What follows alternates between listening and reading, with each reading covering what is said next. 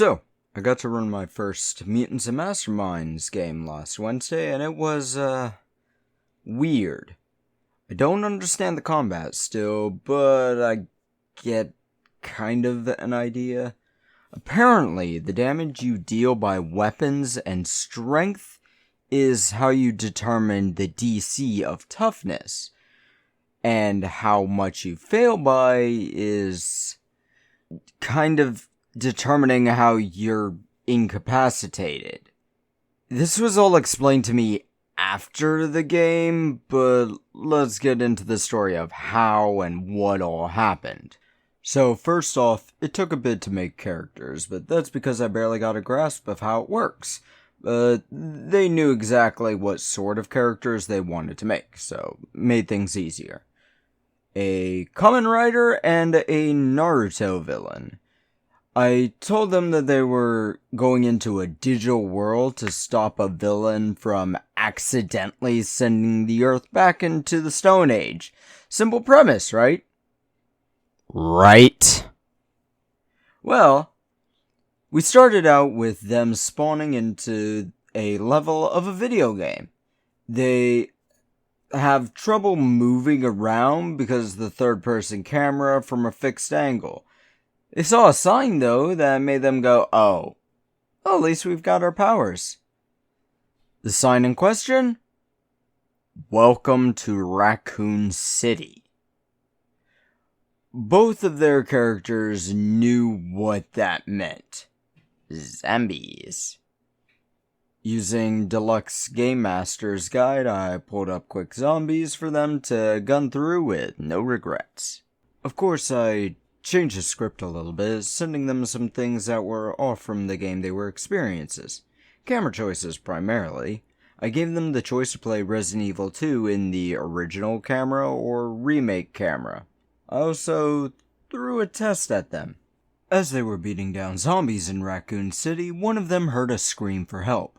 That one made a character absolutely cold and emotionless to the plights of others, so long as he destroyed the evil he saw as creating the suffering in the world. So, given he was the only one to hear the scream, he didn't care about the series of ones and zeros he heard. He didn't tell his teammate. I should have given him a reward for that, for staying in character, but honestly, I forgot about hero points in this one shot. But, had he went to rescue her, she would not have survived. Would have been killed by the Tyrant. Or Mr. X, if you want to call him that. They would have gotten, or had to get to the police station and get through it with Mr. X chasing after them, and X was gonna give it to him. But nah, they ran past, got to the station, and boarded themselves in there, as despite how many they took out, there were just too many to fight against and not get hit and run the risk of dying. They didn't know if they would respawn if they die, and they weren't about to take the risk. Once they made it to the house or station or whatever, the zombies were more easy to deal with. They were saved by the officer that helps Leon in Resident Evil 2. But the situation was more like Resident Evil 3, where Jill watched him get munched. The guy sat in his chair, asked him if they had any idea what was going on, yada yada, blah blah. They pretty much asked the same situation, and he mentioned the only idea he had was that people ran out of the hospital and suddenly started munching on people, and soon enough, the entire city was doing it. There was no mystery for them to solve. They had a goal coming into this game. Find the guy who built this world and stop him from drawing from the real world's power grid, yada yada blah blah. I mentioned this before. While doing so, I had them solve a few puzzles, make keys useless by booting down doors, and find one statue with a stick. That sounds weird hearing it out loud. They figured out what they needed to do for the puzzle, and the statue let go of a book, which turned out to be a box. In the box, there was a portal in it. Sticking their heads through it, they appeared in a snowy world. Well, one decided to tell the officer friend that where they were going, and he ended up going rabid for a moment, but he was able to hold himself back. They went through the portal, and right before completion, they heard a gunshot, and they were gone.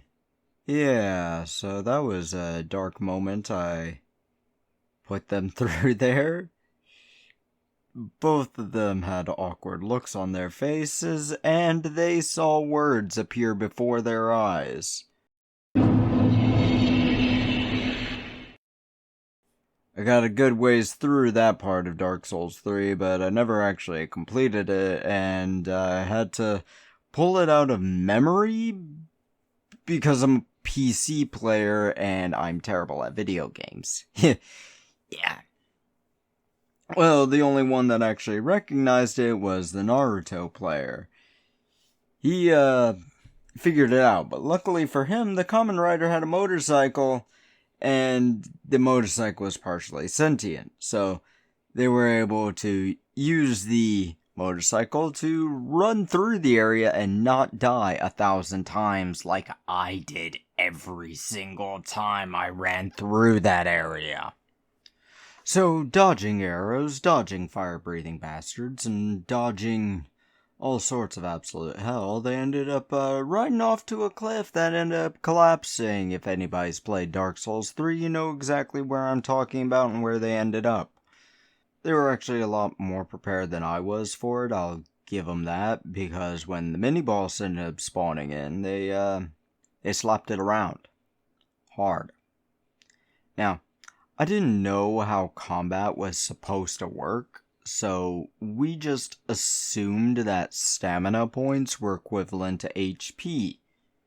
We were very much wrong, but yeah, now I know. The thing ended up slapping one of them to 0 instantly. And then I gave them a few Estus flasks to bring them back up, just in case, because I wasn't 100% sure what I was doing. I'm still not 100% sure what I'm doing. I'm basically just winging it at this point.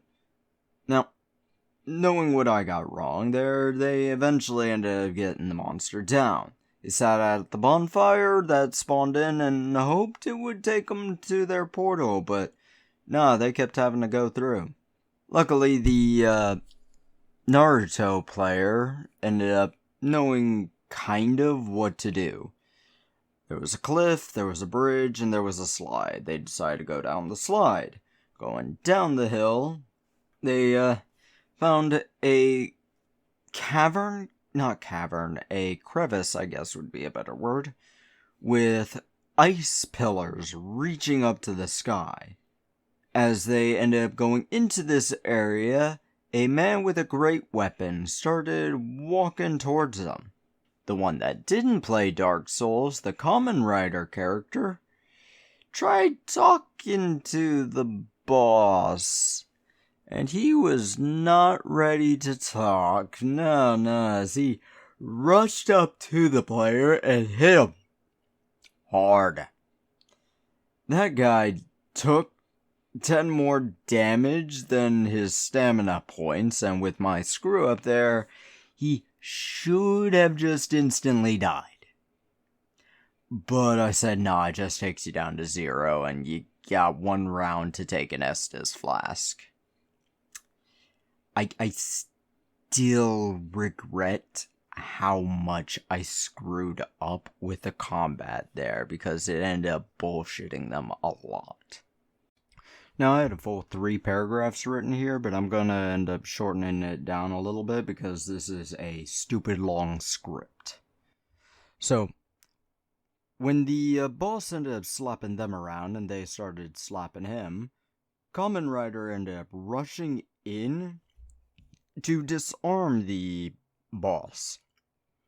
The next player who I'm going to call Mad from now on, ended up swinging his weapon as well, which he took the power of Summon Weapon, and ended up critting on it, which kind of completely bypassed my second phase where the guy basically just stun-locked them with his bare hands.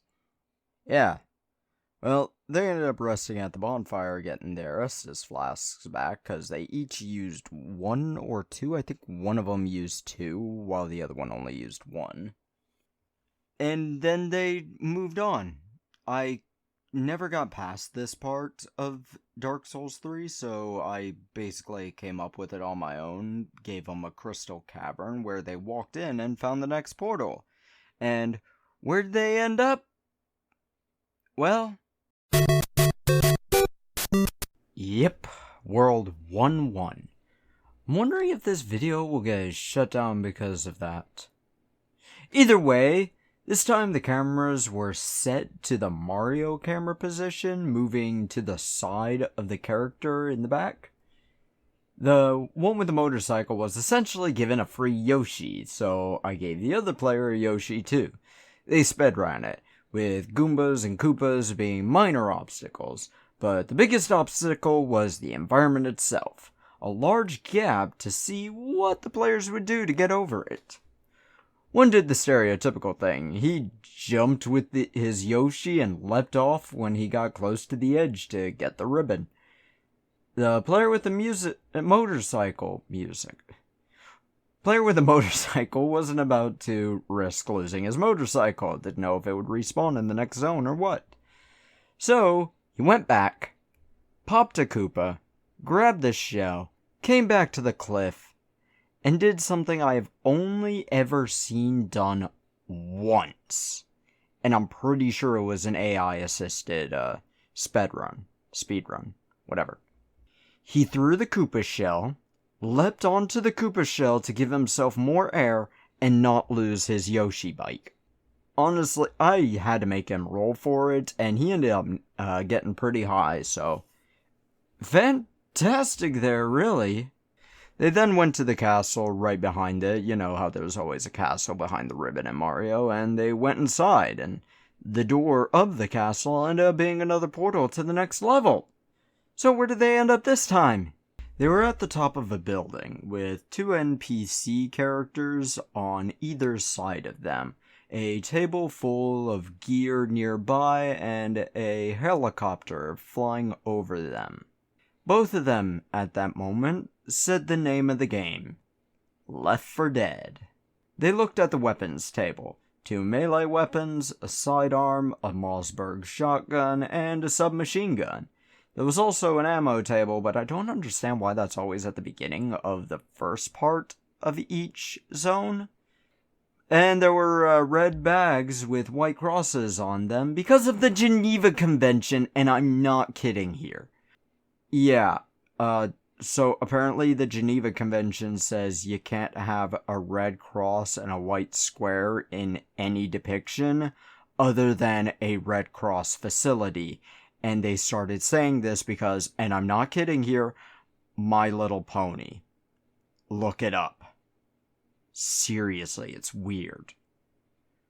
One of them didn't have any skills with ranged combat, so he just kept using his weapon, which normally was a guitar, given you've been seeing that in the animations of Kamen Rider, and it'd sometimes randomly transform into a sword depending on how dangerous the situation was. So we got a guitar-wielding man in a mask, a gun-toting, sword-swinging Japanese weeb villain, and 2 NPCs of Bill and Zoe, who were restricted to using the rules of NPCs in Left 4 Dead, which is pretty dumb. Very dumb. Let's be honest, the zombie AI is great, but NPC AI is absolute trash. So they went through the basic outlines of the stage, collecting things they needed, and gunning down zombie hordes. Then I had them roll perception checks. Nobody could hear the boomer or hunter approaching. Luckily for one of them, with the NPCs, while the other one ran forward and caused the horde to approach. The one by himself was a primary target, as the AI director would normally do in the actual game. The player on his own started shooting at random and didn't notice the boomer until shot fired, bile coated, and second wave coming in. The player that brought the NPCs with them fought through the horde to defend the bile covered, as I'm going to call them now, Mad. They set up defenses and started blasting until the bile faded away and the horde was thinned. Then they moved forward. Fires in the area kept them from using elevators, and they had to find stairs. But the stairs meant they had to travel on the platforms of the walls. I had to make checks left and right and center to locate and predict special infected. I gave them the ability to locate a charger, which, if anyone has had bad luck like me, you can get thrown off the hotel level by the charger. They decided to attempt stealth. Made them roll stealth checks, and it actually worked pretty well. They rolled pretty alright. Meleeed the zombies until the next horde came in. They got them on the stairs. Horde of undead came at them from both ends. Spitters at the top, smokers from behind them, jockeys on the bottom. Of course, they focus fired the special infected to keep themselves alive, but one of the team had to focus on melee hits against normal infected, which actually kept them relatively safe, I'll be honest. Until another charger came sprinting in.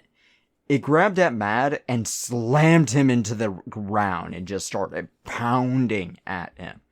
Kamen Rider decided to suplex the charger.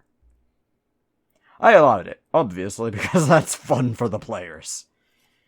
With the horde being finished, the players began to realize something and started moving with much more care.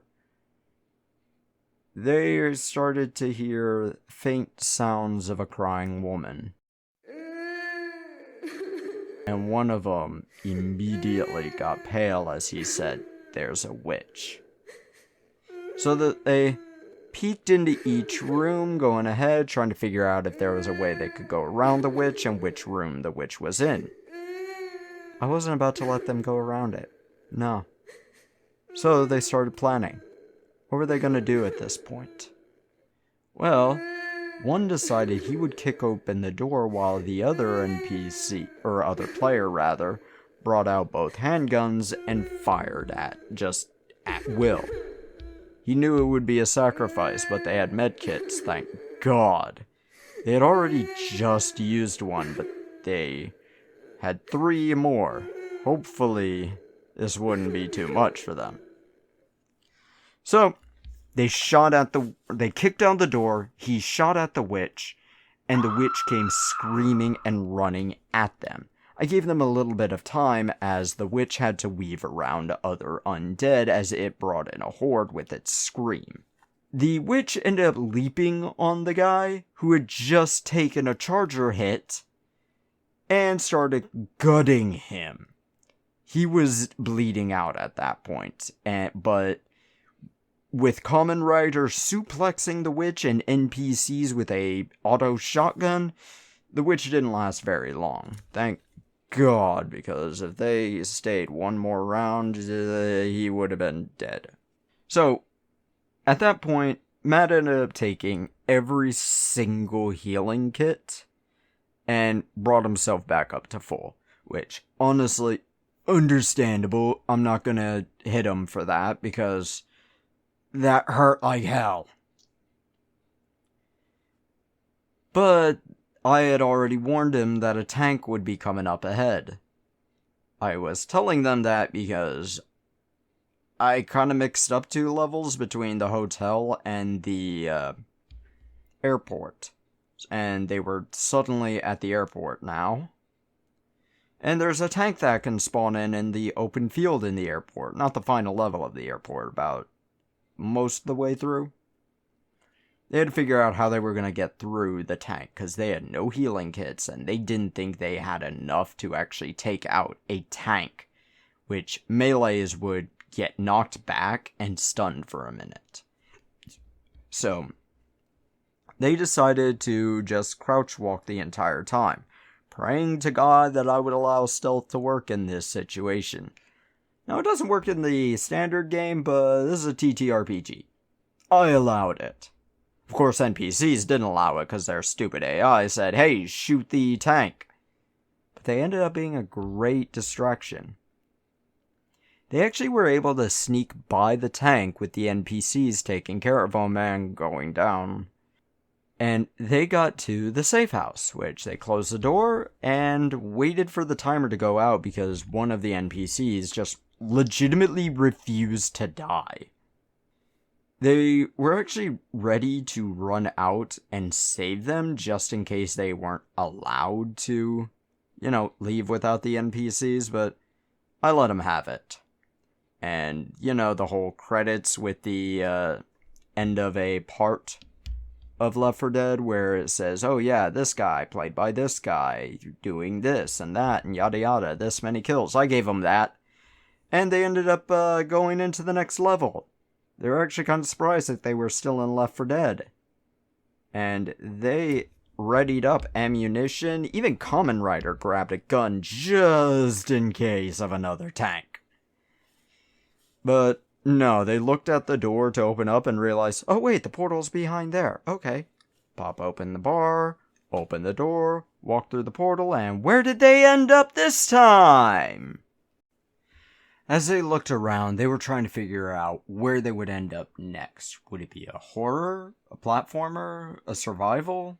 Originally, I intended a racer, but they didn't end up there because as I looked at the clock, I realized it's a little late and I need to get this wrapped up.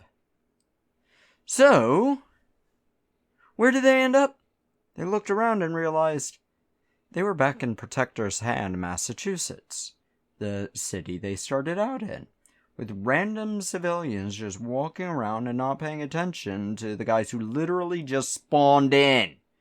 They were very confused. Kamen Rider decided to go to one of them walking around on their phones and ask them where they were. The guy did not react. He was just going about his NPC patterns. That's when they realized they were still in the digital world. They had one idea of where to go: the museum for the Protectors Association on the index finger of the Protector's Hand Mountains. Normally, at that base of the mountain, there would be the museum entrance, but they couldn't find it. They decided, hey, I'm a superhero. I'll just break the wall that's definitely hiding the entrance. So they did and found more rock. Yeah, they were rather confused, so they decided to climb up the mountain and go towards the actual building that had the headquarters of the Protectors Association at the top of the mountain. They climbed up, and what did they find? Nothing. There was no building, no evidence of there ever being a building, nothing at all. They tried to figure out where their target could possibly be. They couldn't think of where, so they decided to lay bait. One of them decided to scream out into the void, hoping the designer of the worlds they walked through would be omnipotent and hear them. Kamen Rider held out his hands to where his mask's mouth would be and yelled out, let me get my microphone closer so I can say this properly, your Steam library sucks! So, I was laughing at that point, hilariously. I couldn't stop laughing. The guy they were hunting came down, just appeared out of nowhere and said, oh, you're saying you don't like... And Kamen Rider interrupted me and said, I want to throw him off the mountain. I had to take a knee. I was laughing so hard. That was great. That's hilarious. I allowed it.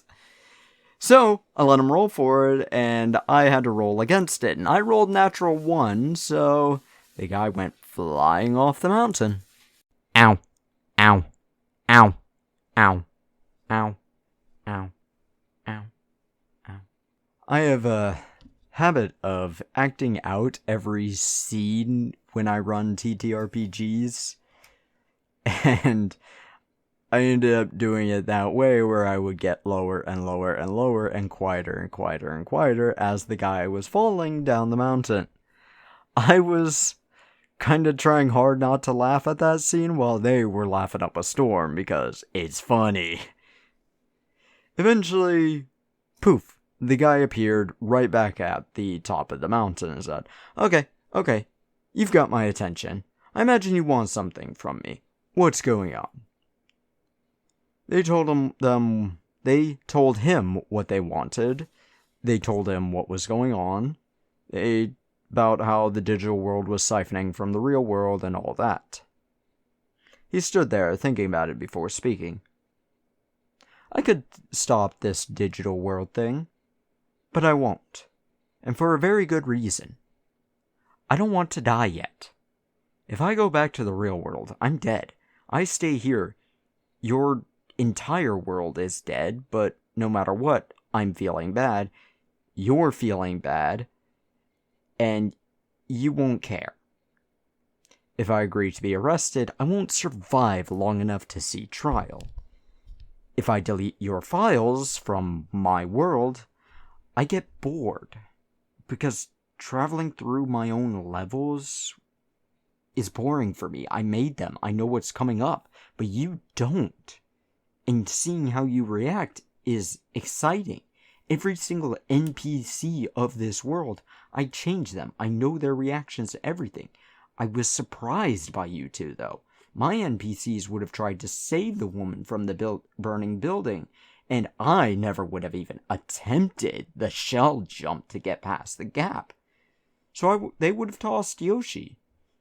I don't want to be alone. I'm still human. I'm a social animal. It's what we do. So what can we do? I die or your world dies. Either way, nobody wins. Players thought about it, realizing this was their final puzzle. One of them, I can't remember which one, asked if there was some other way for him to build a world that won't cause issues with the rest of the real world.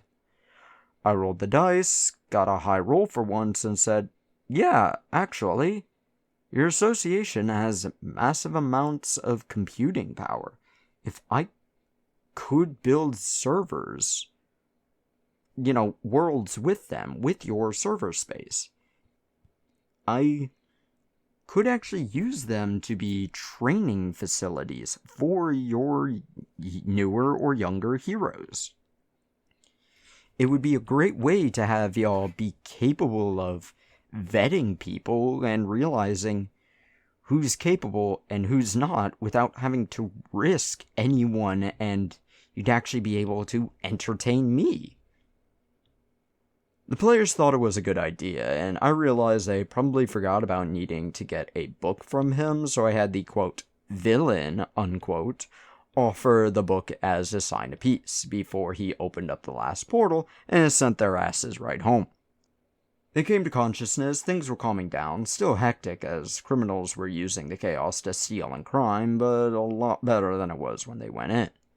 The magician asked them if they got the book and what exactly happened. They explained everything, handed over the book, and she immediately ran off to the medbay. The Night Owl went up to them and asked them what their overall plan was with the developer, still being alive and all that.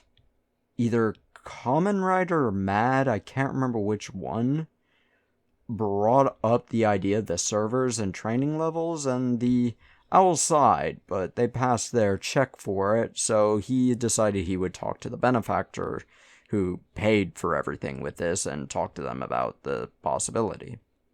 Players then went to where the magician went, to her husband, the Oni, a 30-year-old mutant whose body is aging at a substantial rate.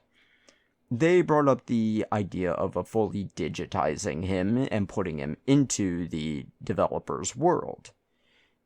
giving him more time for the world to find a cure for his rapid aging, or even just letting him talk with his wife before things went belly up.